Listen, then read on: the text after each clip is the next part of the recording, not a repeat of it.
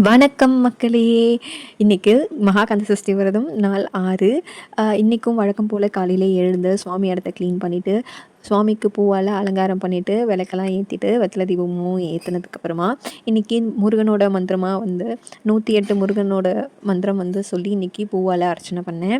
அதுக்கப்புறம் தூப தீப ஆராதனை காமிச்சுட்டு, இன்னைக்கு ஒரு சூப்பரான மார்னிங்காவே எனக்கு இன்னைக்கு இருந்துச்சு. என்னோட வேலைய எல்லாத்தையுமே முடிச்சுட்டு, இன்னைக்கு மிளகு விரதம் இருக்கலான்னு சொல்லிட்டு, மிளகு விரதம் வந்து இருந்தேன். அதனால என் ஒர்க்கெல்லாம் முடிச்சுட்டு வழக்கம் போல எப்போதும் போல ஒர்க்குக்கு கிளம்பிட்டேன். அங்க போனதுக்கப்புறம் பார்த்தா, எனக்கு அன்எக்ஸ்பெக்டட் சர்ப்ரைஸுங்க. எனக்கு தெரிஞ்ச அக்கா ஒருத்தங்க வந்து எனக்கு முருகரோட சிலை வந்து எனக்கு கிஃப்ட் பண்ணியிருந்தாங்க. இந்தா புடி அப்படின்னாங்க.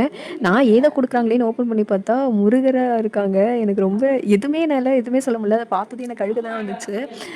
அதுவும் வலது பக்கம் மயில் இருக்கிற மாரி பச்சை கலர் முருகன் வந்து எனக்கு வந்தது அவ்ளோ ஹாப்பினஸ்ஸா இருந்துச்சு எனக்கு காலையில. எனக்கு வேற எதுவுமே சொல்ல தோணல. அவ்ளோ ஹாப்பியா இருந்துச்சு எனக்கு அத பார்த்ததுமே. அதே சமயம் சஷ்டி விரதத்துல எல்லாருக்குமே எதனா ஒரு மிராக்கிள் நடந்துகிட்டே இருக்கும். பட் எனக்கு கையிலேயே முருகர் வந்தது அவ்ளோ சந்தோஷமா இருந்துச்சு.